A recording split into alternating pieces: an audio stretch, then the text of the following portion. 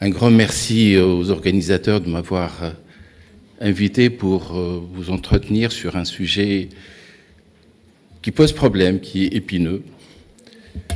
Merci mon ami Bachir Lozir qui a vraiment insisté pour qu'on aborde ce sujet.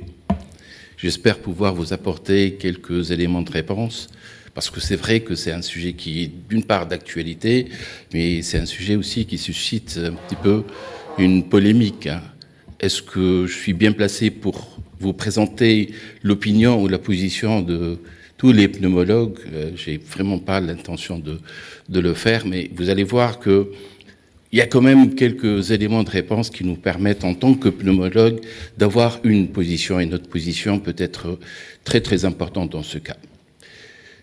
Alors, je n'ai pas de conflit d'intérêt, sauf que j'ai eu, à un moment donné, des liens d'intérêt avec l'industrie du tabac, comme certains parmi vous, tous ceux qui ont été déjà des fumeurs à un moment ou à un autre, ont eu des liens d'intérêt avec l'industrie du tabac. Aujourd'hui, on va essayer de parler de ces fameuses nouvelles formes de tabac. Basmadar, il voudrait bien qu'on parle plutôt de formes émergentes. Je ne sais, on va parler de nouvelles alternatives. C'est une réalité, à un moment où la vieille cigarette, elle est vraiment vieille, elle a au moins 150 ans maintenant. Et ce qu'on voit, c'est un petit peu le visage du tabagisme est en train de changer avec l'apparition de toutes ces nouvelles alternatives du tabagisme. Et le fait est là, c'est que rapidement, l'industrie du tabac s'est vraiment a tout fait pour s'accaparer ces nouvelles formes. Tout simplement, ce qui l'intéresse, c'est d'avoir de nouveaux candidats, notamment chez les jeunes. Vous vous rappelez qu'à un moment donné, les parents, en étant un petit peu inquiets pour savoir si leurs enfants ont eu cette première expérience avec la cigarette, ils allaient un peu farfouiller dans leurs affaires, dans leurs vêtements, juste pour voir, pour s'assurer s'il n'y a pas une cigarette imbriquée. Et là, de plus en plus, ils ne savent plus où donner de la tête. C'est des fournitures scolaires. Hein? Les jeunes, mais c'est maromine maintenant, les stabilos, tout ce qui est flashy. Mais ça peut cacher au moins 3. Ça, très très bon coup d'œil. Mais il n'y en a pas 3, il y en a 4. Donc vous voyez un peu où on en est. Là, c'est vraiment problématique d'avoir tout cela et de pouvoir justement identifier ces alternatives à la cigarette classique. La chose est encore plus délicate puisque ça peut toucher encore des enfants. Des flacons qui peuvent contenir des bonbons liquides. Mais c'est aussi des flacons qui contiennent du liquide qui est destiné à des cigarettes électroniques. Vous voyez, on a du mal à savoir où serait le danger. Des produits qui sont de plus en plus attractifs, de plus en plus... Ça, c'est des trucs qu'on peut porter, il y a plusieurs charges, on n'a pas besoin à chaque fois d'aller charger, ça s'appelle des pods, des puffs. Mais il y a en plus, puisque... Entre autres, avant, les parents, ils allaient c'est pas évident maintenant, c'est des saveurs de fraises, de pommes, tout ce qu'il y a de plus attractif. En tout cas, sachez qu'aujourd'hui, en parlant de la cigarette électronique, c'est en fait un groupe de produits qu'on appelle plutôt des systèmes électroniques qui vont délivrer de la nicotine, le SEDEN pour les francophones et les HANS pour les anglophones. C'est une batterie qui va aller chauffer un liquide pour essayer de produire cette vapeur inhalable qui peut contenir du tabac, qui peut ne pas contenir du tabac, mais généralement, tout est fait pour qu'il y ait de la nicotine. C'est vrai qu'il y a quelques dispositifs, il n'y a pas de nicotine, mais ce qui s'écoule le plus, c'est là où il y a de la nicotine. Vous allez voir à quel point ça peut être important. Important parce que, comme on l'a dit, l'industrie du tabac a compris l'importance de la nicotine dans l'usage du tabac. En fait, c'était le secret qui allait rendre un fumeur addict à son tabagisme. Et ça, c'est les documents de l'industrie du tabac. C'est eux qui le disent. C'est vraiment croire que cette nicotine doit absolument être au centre de leur business. Et tout devrait être fait pour passer de la nicotine de plus en plus à des jeunes pour qu'ils deviennent rapidement accros au tabagisme en tant que comportement. Maintenant, la nicotine, c'est plusieurs formes. La nicotine existe dans le tabac, même à l'état de plante. C'est de la nicotine pure. On peut l'extraire, on peut la rendre. On parle de nicotine pharmaceutique, mais les choses ne s'arrêtent pas là. Hein. Aujourd'hui, pour les potes, pour les puffs, on utilise plutôt des sels de nicotine. Des sels de nicotine. Et leur particularité, c'est que cette nicotine-là, elle est vraiment pas irritable du tout. Hein. On arrive à l'assimiler à travers l'air qu'on va inhaler de façon très délicate, on va dire, sans problème. Et surtout, donc, comme elle est moins irritante au niveau de la gorge, elle sera beaucoup plus facilement acceptée, notamment par les jeunes. Donc, la nicotine, encore une fois, tous les dispositifs auxquels on peut penser, en fait, ne seront que des chevals de Troie où il y aura de la nicotine pour avoir plus d'accros au tabagisme. Et puis le dernier né, donc là c'est tout récent. Vous avez certainement entendu parler du tabac chauffé avec ces fameux dispositifs. Et il y a quand même beaucoup de gens qui disent clairement que ce tabac chauffé n'est pas très loin de la cigarette classique. Alors ce qu'ils ont fait, c'est un petit peu détourner à l'attention de tous ces gens-là en produisant un substrat qui est sans tabac. Il n'y a pas de tabac, mais ce substrat, il est infusé de nicotine. On a tout fait, ça s'appelle l'Evia. On a infusé ce substrat de nicotine et bien sûr c'est parfumé avec plein d'arômes.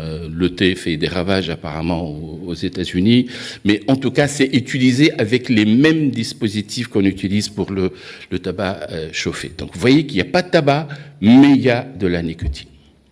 La nicotine, on en a parlé, on a tout dit, on a insisté sur son action. C'est ce qui rend le fumeur addict. Elle est à l'origine de la dépendance pharmacologique, on va dire. Mais on oublie que la nicotine, elle est toxique. Si vous instillez quelques gouttes de nicotine liquide sur la muqueuse conjonctivale d'un petit animal, on va prendre un petit chat, un petit chien, il décède, il moute. Si vous prenez un petit bébé qui va aller mâchouiller un petit mégot, vraiment il faut faire attention. Il risque gros parce qu'il peut décéder. La nicotine est dans ce cas classée comme un toxique majeur, ça s'appelle des toxiques de grade 1, essentiellement parce que ça tue essentiellement par voie orale, bien sûr, quand c'est ingéré, mais aussi par voie cutanée, quand il y a une forte exposition. Donc il ne faut pas perdre cela de l'esprit. Maintenant, quand elle est inhalée, ça a aussi une toxicité. Là, les cardios, ils le savent très très bien. Ça passe très très rapidement, ça arrive au niveau du cerveau, mais en tout cas, ça a des effets néfastes sur le cœur et les vaisseaux, beaucoup plus de problèmes et d'événements cardiaques en ayant une exposition assez importante à la cigarette ou même avec les nouveaux dispositifs où il y a de la nicotine. Il faut savoir aussi qu'il y a aussi des dégâts qui sont au niveau pulmonaire liés à la nicotine, comme des lésions d'emphysème. La nicotine interfère avec le métabolisme des glucides, ça aussi, ça peut aggraver les problèmes des malades diabétiques. Il y a plus de cataractes, c'est des phénomènes vasomoteurs. Tout le monde connaît aussi les troubles que peut connaître une femme enceinte lorsqu'elle est enceinte, mais aussi les problèmes qui peuvent survenir chez son bébé. Alors, pourquoi la position du pneumologue ? Bon, c'est clair que nous avons une grande responsabilité, tout simplement parce que déjà l'appareil respiratoire est certainement la première cible de la toxicité qui est liée au tabagisme. On connaît tous l'immense fréquence, on va dire, de la mortalité liée au tabac en termes de maladies respiratoires. Et on a fait pratiquement tout le tour. On a parlé de BPCO, on a parlé de fibrose pulmonaire, on a parlé bien sûr de cancer. Vous êtes les mieux placés, on va dire, en termes d'expertise, en termes de compréhension de tous ces mécanismes pour prendre en charge ces maladies. Et je suis vraiment content de voir que les pneumologues sont certainement la population médicale du Mouafit Tounes, qui se sont de plus en plus impliqués dans le domaine du sevrage tabagique. Nos amis cardiologues, ils disent beaucoup de choses, qu'ils aident, mais sur le terrain, on ne va pas venir grand-chose. Donc, votre avis est important. Je ne vais pas parler à votre place, juste un petit sondage d'opinion. Est-ce que vous pensez que ces nouvelles alternatives sont nocives pour l'appareil respiratoire? Que tous ceux qui pensent que oui, lèvent la main. Et là, c'est unanime. La plupart, c'est clair, ils pensent que c'est nocif pour l'appareil respiratoire, je dirais même pour tout l'organisme. La deuxième question est peut-être un peu plus délicate. Est-ce que vous pensez que ces nouvelles alternatives pourraient être utiles pour le sevrage tabagique? Déjà plus de temps pour réfléchir. Quelques mains très rares. Donc la plupart d'entre vous pensent qu'ils n'ont aucune place, c'est ça? D'accord? Bien.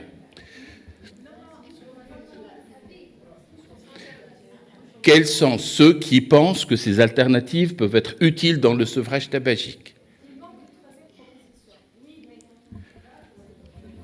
Généralement, c'est le genre de questions que j'adore. C'est pour que ce soit une colle, justement.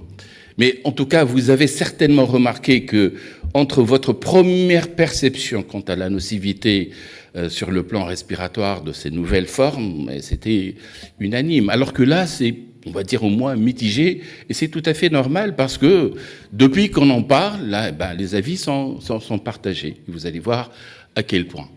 En tout cas, en ce qui concerne la cigarette électronique, et d'une manière générale, on parle plus de ces nouveaux systèmes qui vont délivrer de façon électronique de la nicotine. En fait, on est très très loin de ce qui a été conçu au départ. Au départ, c'est un ingénieur qui a fait ça juste parce qu'il a perdu son père qui était tabagique. Il a conçu un petit modèle où réellement il n'y a que de la vapeur d'eau. Donc c'était quand même assez léger. Mais depuis, les choses ont évolué avec le liquide, avec tous les contenants de ce qu'on peut trouver au niveau de ces liquides en termes d'arômes et d'autres additifs. Pour la cigarette électronique, il y a eu plusieurs générations. Sachez que quand on pense à la toxicité de ces dispositifs, en particulier de la cigarette électronique, il faut absolument tenir compte de tout. Le dispositif, comme vous le voyez, il contient des métaux aussi nuisibles là, que la silice, le nickel, le chromium, c'est des substances carcinogènes. Et l'air qu'on va inhaler à travers ces dispositifs, ils vont passer par ces mèches, ces cotons qui seront imbibés. Et donc, il y a aussi un passage possible de substances carcinogènes. Vous avez certainement entendu parler des aldéhydes qui émanent de la dégradation, de l'échauffement de la glycérine végétale, c'est aussi une réalité. Donc il y a formation d'aldéhydes, et les aldéhydes, on les voit encore plus quand dans ces systèmes il y a des arômes. Les arômes, ils sont là pour aggraver encore les choses. Bien sûr, on a une perception qui paraît être assez agréable, mais en termes de formation d'aldéhydes, ça peut être dramatique. Et donc, ce qu'il y a, c'est vrai qu'on manque un peu de recul, mais il y a eu tellement d'études, essentiellement in vitro, sur l'animal aussi, pour démontrer que ce produit final qui va être inhalé, il va avoir des répercussions assez néfastes sur l'appareil respiratoire. Ça peut ressembler au moins à tout ce qui se passe dans la jeunesse d'une BPCO, notamment des lésions d'emphysème, avec de l'hyperactivité bronchique, de l'inflammation, un élargissement des espaces aériens, c'est l'emphysème. Donc vous voyez que chez ces petites souris chez qui on leur fait avaler donc une vapeur équivalente à celle générée par les cigarettes électroniques, on arrive à démontrer qu'il y a plus d'hyperactivité bronchique, qu'il y a véritablement des lésions d'emphysème. Le poumon est un petit peu détruit et ça se passe de façon assez rapide. On n'a pas entendu longtemps pour voir apparaître ces lésions-là. Les phénomènes inflammatoires, bien sûr, c'est de l'inflammation macrophagique. Ça a été dit en long et en large, l'importance des macrophages, parce que les macrophages, ils vont aller aussi être inhibés dans leur fonction essentielle, qui est une fonction de défense. Ils seront bourrés de pas mal de produits, ils auront du mal à se déplacer avec leurs fameux podocytes. Tous les composants, on va dire, et tous les médiateurs de l'inflammation seront boostés quand il y a des phénomènes inflammatoires. Et puis voici résumé un petit peu la toxicité qu'on peut avoir quand on fume des cigarettes électroniques. Hyperréactivité bronchique. Nos moyens de défense vont diminuer, donc les sujets ils vont faire beaucoup plus d'infections. Et bien sûr, ces lésions d'emphysème, ces lésions de destruction qui peuvent être irréversibles à un moment donné. Toute cette nocivité, elle est aussi corrélée avec ce qu'il y a dans ce liquide qu'on va retrouver au niveau de la cigarette en termes de dose de nicotine, mais aussi en termes de dose d'arôme. Plus il y a de nicotine et plus il y a d'arôme, plus on va avoir ces effets néfastes apparaître chez le sujet qui va fumer ce genre de cigarette électronique. Et bien sûr, sans oublier aussi la toxicité sur le plan cardiovasculaire. Ça a été aussi démontré chez l'animal. Ce n'est pas du tout bénin. Toutes ces substances, en particulier les aldéhydes, ils vont interférer avec la muqueuse, avec l'endothélium, on va dire, des vaisseaux. Ça a été démontré, il y a un dysfonctionnement cardiovasculaire qui est associé aux cigarettes électroniques. Et cela est aussi lié à la présence de nicotine et à la présence d'aldéhydes, notamment dans les cigarettes où il y a des additifs. Bien, donc tout cela, on peut le résumer en une phrase, il y a quand même pas mal d'inquiétudes.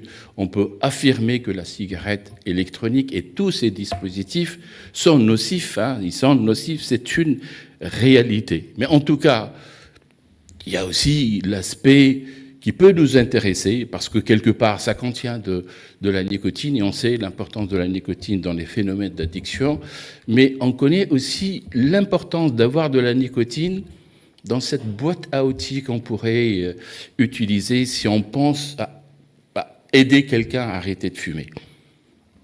Et je l'ai très très bien dit aujourd'hui, quand on parle d'aide au sevrage tabagique, en fait, il n'y a pas de recette, c'est une approche qui doit être personnalisée. On a besoin de tout. Tout peut marcher pour aider quelqu'un à arrêter de fumer. Mais si on pense à la substitution nicotinique, on aurait aimé avoir toute la panoplie. Malheureusement, en Tunisie, on a beaucoup de mal à avoir le minimum en termes de patch transdermique, en termes de pastilles ou de gomme. C'est le minimum requis. Mais généralement, on peut mieux aider les gens si on a tout ce qu'il faut et qu'on peut utiliser avec plusieurs combinaisons possibles. Donc, est-ce qu'il y a une place à la cigarette électronique dans ce concept de substitution nicotinique? Il faut vous rappeler que le sujet qui fume, c'est un sujet qui va se shooter à chaque fois à la nicotine. En fait, c'est des pics qui seront synonymes de satisfaction. Mais entre les pics, sa dose de nicotine ou son niveau de nicotine va s'abaisser à un point où il va souffrir. C'est une porte ouverte à un syndrome de manque. Et cette façon d'entretenir ce shoot va aussi entretenir la dépendance. Donc, on entretient une dépendance qui est d'ordre pharmacologique, mais qui, quelque part, va aussi avoir une dimension comportementale, puisqu'il y a un conditionnement. Donc, je serai toujours accro à ces pics-là. Alors, quand on parle de substitution nicotinique, on peut utiliser beaucoup de dispositifs. Je vous rappelle qu'à un moment donné, il y a eu quelque chose qui s'appelle le spray nasal, c'est un spray de nicotine, et vous voyez que ça permet d'avoir ce pic de nicotine. Quand vous prenez une gomme ou quand vous prenez une pastille, vous avez aussi une absorption assez rapide au niveau bucco-pharyngé, donc ça peut vous aider. L'inhalateur aussi. Seuls les timbres vont vous délivrer de la nicotine de façon beaucoup plus lente, beaucoup plus progressive. Et ce qui est important, c'est de savoir que quand on pense à aider quelqu'un pour arrêter de fumer, l'usage de la cigarette électronique a permis d'avoir des résultats plutôt intéressants par rapport au simple usage des patchs. Là, vous voyez que ça se passe dans les deux premiers mois, pratiquement, où l'écart est là. Et puis, avec le temps, ça rejoint à peu près la même efficacité.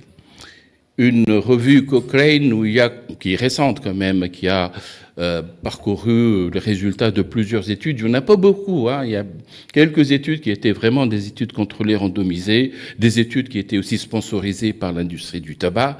En gros, ce qui sort de cette étude, c'est que si vous pensez à associer une cigarette électronique qui contient de la nicotine plus les patchs, c'est là où vous avez les meilleurs résultats. Des résultats sont aussi bons quand vous avez des patchs transdermiques avec une cigarette électronique où il n'y a pas de nicotine. Donc, les patchs sont certainement la chose la plus importante à laquelle on peut associer, comme on l'a fait pour des gommes et comme on le fait aussi avec d'autres médicaments comme la varenicline. Ça permet d'améliorer les chances de succès. Tout en sachant que le problème des cigarettes électroniques qui contiennent de la nicotine, c'est déjà le niveau de nicotine qui est difficile à évaluer. On a beaucoup de mal à connaître la vraie concentration. C'est pas du tout bien corrélé. Donc, quand on pense à faire de la dégression, ce n'est pas du tout évident. La deuxième chose, c'est qu'on peut le faire, mais avec, bien sûr, tout le reste, avec l'accompagnement et avec une bonne connaissance de ce qu'on fait. En tout cas, à un moment donné,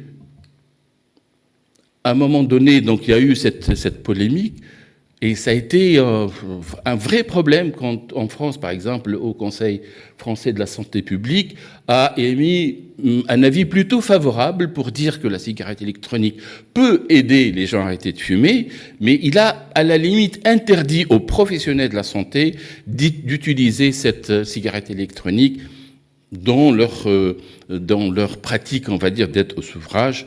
C'est ce qui a fait râler beaucoup d'experts, entre autres pneumologues. Vous connaissez certainement professeur Dotzenberg, c'est lui qui a dit ça. Et je pense qu'il a raison, Marc. Il n'y a aucune raison pour qu'on élimine la cigarette électronique de l'aide au sevrage dans le sens absolu du terme, à condition de le faire par des connaisseurs, dans des consultations d'aide au sevrage tabagique qui sont vraiment connaisseurs, où on peut faire des combinaisons. Là, je pense que c'est faisable. Alors, pour le tabac chauffé, ça va être très très rapide parce que là, quelle que soit la marque, c'est vraiment du tabac. Quand on voit un peu ce qui fourni en termes de nicotine par le tabac chauffé, c'est vraiment similaire à ce qui se passe avec une cigarette. Donc, on est vraiment shooté par de la nicotine. Et quand on voit la composition, comparée à la cigarette conventionnelle, il y a de tout. Tout ce qu'il y a dans la cigarette conventionnelle existe dans le tabac chauffé, à part quelques substances. Mais en tout cas, le plus important, c'est de dire qu'il y a des composés organiques volatiles, des hydrocarbures aromatiques polycycliques, donc tout ce qu'il faut. C'est la bonne recette pour avoir un cancer du poumon. C'est la chose la plus importante. Pire encore, dans certaines conditions, on peut avoir des substances qui sont en concentration encore plus élevée, comme le glycidol, comme la sénaphthène, et ce sont des substances qui sont considérées comme étant carcinogènes et qui peuvent exister dans du tabac chauffé à des concentrations encore plus importantes que celles retrouvées dans une cigarette classique. Les manifestations respiratoires, c'est pratiquement tout ce que arrive à faire la cigarette, avec augmentation du niveau de stress oxydatif, dysfonction mitochondriale, augmentation des infections des voies respiratoires, aggravation de l'asthme et de la rhinite allergique. Et pour faire plaisir à mon ami Nasrouet, mais aussi des pneumonies à éosinophiles, ça a été démontré aussi chez tous ceux qui vont se mettre à fumer, voilà, qui ont arrêté, mais aussi qui se mettent à fumer de l'IQOS, entre autres. Bien sûr, une grande toxicité sur le cœur et les vaisseaux, avec augmentation de la fréquence cardiaque, augmentation de la rigidité artérielle. On parle beaucoup maintenant de la dysfonction endothéliale vasculaire. C'est aussi une réalité qui fait que le tabac chauffé a l'air d'être quelque chose de très très méchant. Ce qui nous intéresse aussi, c'est d'insister sur le risque cancérigène, puisqu'on lie cigarette et cancer du poumon et tous les cancers pratiquement, et on a les prémices d'un produit carcinogène par excellence. Soraya tout à l'heure a insisté sur l'importance de ces petits dégâts qu'on commence à voir en termes de mutation au niveau des gènes qui sont hypométhylés. Avec le tabac chauffé, là, vous voyez qu'il y a une bonne quinzaine de gènes pour lesquels on a démontré qu'il y a une hypométhylation et donc une porte largement ouverte pour avoir un cancer du poumon. Et donc, tous les produits qui existent au niveau du tabac chauffé sont des produits qui sont dangereux et qui vraiment font le lit pour avoir un cancer. C'est vrai qu'on a besoin d'études épidémiologiques avec plus de recul, mais heureusement qu'on n'a pas attendu tout cela et on est allé faire des études de modélisation, on va dire, qui précisent quelque part le risque qu'on peut avoir quand on s'expose à ce genre de tabagisme en termes de risque de cancer. Là, vous voyez, par rapport à ce qui se passe avec la cigarette normale, le risque d'avoir un cancer avec ce tabac chauffé n'est pas très très loin. Et je dirais qu'on est beaucoup plus à l'aise avec la cigarette électronique.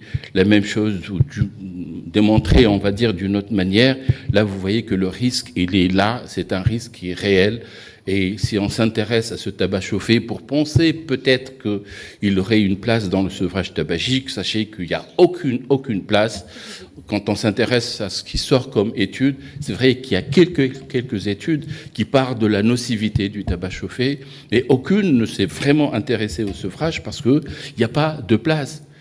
Tout ce qu'on fait, c'est un autre mode, on va dire, de tabagisme avec pratiquement les mêmes effets. Donc, ce qu'il faut retenir, c'est que ces nouveaux modes de consommation du tabac et de nicotine ne sont pas sans risque. Là, vous avez été unanime, votre position a été très très claire. En pensant à la cigarette électronique, l'efficacité dans le cadre d'une prise en charge par un professionnel de la santé n'est pas la même que celle d'une utilisation libre. Donc c'est pas parce qu'il y a des cigarettes électroniques qui se vendent un peu partout qu'on va pousser les gens à les utiliser dans, on va dire, l'optique de pouvoir les aider à arrêter de fumer. Elle est certainement beaucoup plus efficace quand elle s'intègre dans une stratégie qui est bien codifiée, qui va s'appuyer sur de la substitution nicotinique avec tous les composants de la substitution nicotinique et que son utilisation comme outil de sevrage tabagique soit associée à un accompagnement médical. Parce que l'aide au sevrage tabagique est loin d'être une simple aide médicamenteuse. On a parlé de la TCC, on a parlé des entretiens motivationnels. L'accompagnement d'un fumeur est quelque chose de très très important. Et c'est pour cela que l'implication de tout personnel de santé, elle est importante. C'est vrai que ça peut se faire à différents niveaux de motivation et de formation, mais déjà avec le conseil minimal, avec une information claire pour dire les choses comme elles se doivent, pour orienter un malade vers une consultation, par exemple, qui soit spécialisée, peut aider réellement les gens à arrêter de fumer. Et puis, bon, pour le tabac chauffé, je pense qu'on doit être unanime parce qu'en Tunisie, il y a un gros problème, parce que le tabac chauffé est en train de s'installer de façon, je dirais, assez claire, aussi bien chez les jeunes, chez les moins jeunes. Il n'y a aucune application de la loi qui concerne l'interdiction de la publicité. Et là, on pousse réellement tout le monde à aller se jeter dans les bras de l'industrie via la consommation de ce tabac chauffé. Voilà, je vous remercie. Merci, professeur Aouila, pour cette excellente conférence. Donc, on passe directement aux questions, donc, parce que le temps presse. Professeur Charfi, docteur Ma'an Jafri. Ou bien docteur Louzir.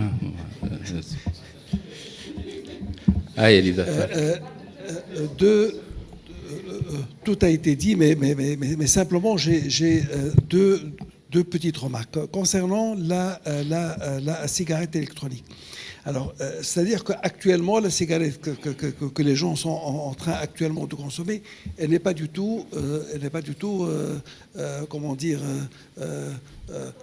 standardisée. Voilà, exactement. Tout à fait. C'est-à-dire que finalement, chacun va fumer finalement sa sauce. Est-ce que ceci ne pose pas un problème pour dire si c'est bon ou c'est mauvais? Parce que finalement, est-ce que les études, est-ce qu'elles ont bien tenu compte de ce problème?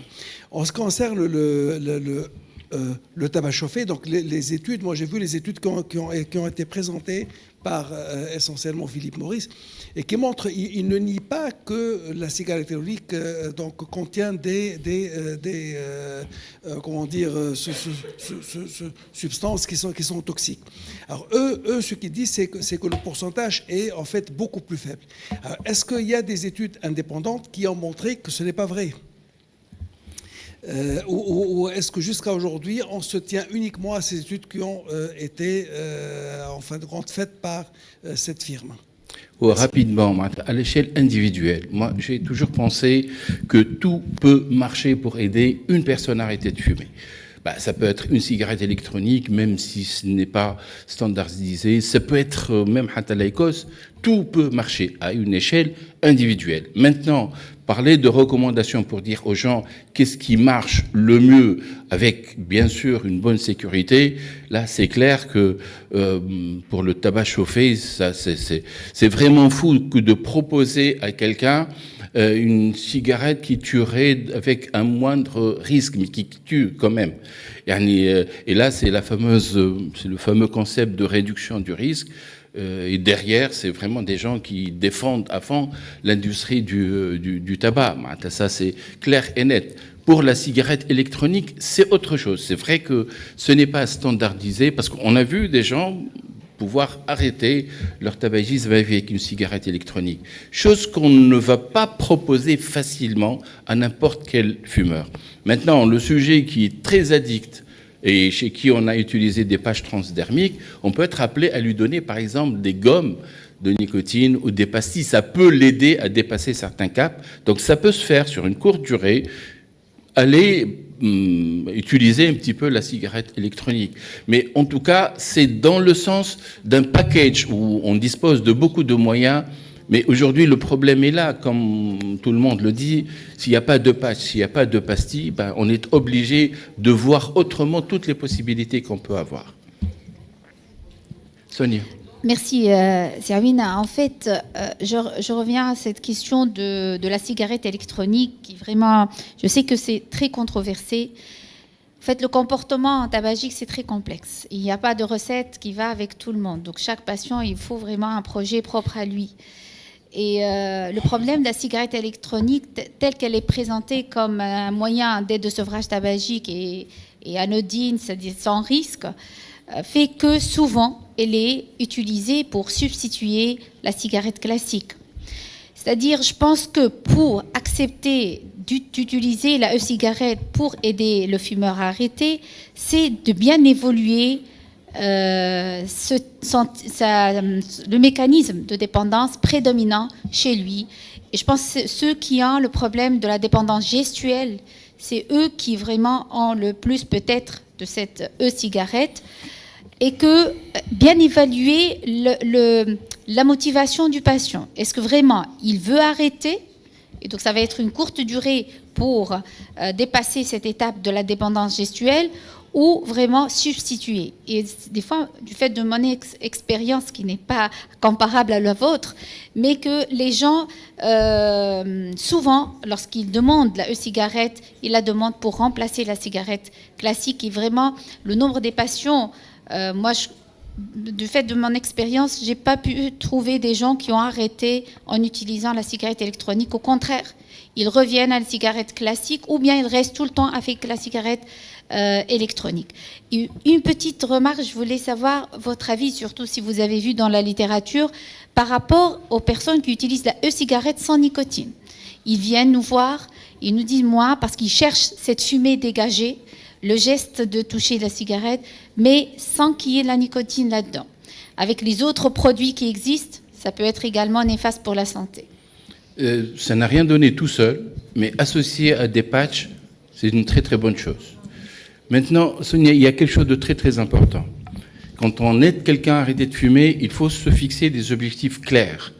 Et l'aide au sevrage tabagique par la substitution, il ne faut pas oublier qu'elle a deux objectifs majeurs. Un, tout faire pour que ça se passe dans le confort, donc pour éliminer ce fameux syndrome de manque, chose à laquelle on peut arriver avec n'importe quel apport de nicotine, même s'il y a ces shoots. Le deuxième objectif est le plus important, c'est diminuer le nombre de récepteurs alpha-4 bêta-2, chose qu'on arrive difficilement à obtenir avec un dispositif qui va nous shooter avec de la nicotine à chaque fois. C'est pour cela qu'on compte plus sur les patchs transdermiques. Maintenant, le tout est d'avoir à la disposition tout cela. C'est ce qui nous manque. Maintenant, un sujet qui a une faible dépendance à la nicotine et qui a une forte dépendance comportementale avec l'importance du geste, oui. Et c'est à partir de là où on entend parler de gens qui ont pu arrêter tout seuls avec, ils te disent, avec la cigarette électronique, même si c'est sans nicotine. C'est que c'était des gens qui n'étaient pas très addicts à la nicotine, justement. Si vous permettez, moi je profite de la présence de Dr Laila Glanz avec nous. Donc, on arrive presque au terme de cette journée. On a beaucoup parlé de patch nicotinique. Et tout le monde a souligné, bien sûr, le manque de mise à disposition de ces patchs. Le manque donc de mise à disposition de ces patchs nicotiniques. Qu'est-ce qui nous empêche aujourd'hui d'avoir aussi bien à disposition, à travers, bien sûr, le ministère de la Santé, ces patchs nicotiniques, mais comme on était avant, en prescription libre dans les officines privées pour les malades qui peuvent se le permettre. Donc réellement, si on a quelque chose aujourd'hui qui nous manque terriblement et qui, quelque part, va fermer aussi la porte à ces moyens alternatifs, en particulier donc à la cigarette électronique et au tabac chauffé, c'est justement de pallier au manque de ces patchs, que ce soit en vente libre ou etc. Soraya, je tiens à rappeler que ces patchs font partie d'une catégorie de médicaments qu'on appelle médicaments confort. Médicaments confort, ça n'a rien de vital. Un. Deuxièmement, la taxation qui est mise sur ces produits dits de confort, elle est très très importante. Et du coup, le coût de ces patchs, qu'on risque de vendre au niveau des officines, risque d'être très très élevé. Donc ça serait bien que dans une stratégie de santé publique, on mette le paquet, au moins pour faire de la subvention. Moi, je n'ai pas mais vraiment juste aussi pour répondre un petit peu en ce qui concerne le secteur privé, c'est plus une stratégie de labo parce que avant, c'était disponible dans les officines, mais apparemment le labo il se retrouvait avec un stock sur les bras, voilà. Donc il a trouvé que c'était pas rentable et c'est pour ça qu'on n'a plus dans le secteur privé, parce que les gens n'achetaient pas. C'est ça. Donc et le laboratoire, bien sûr, pense profit. C'est ça. Donc ce n'est pas du tout un problème au niveau du ministère.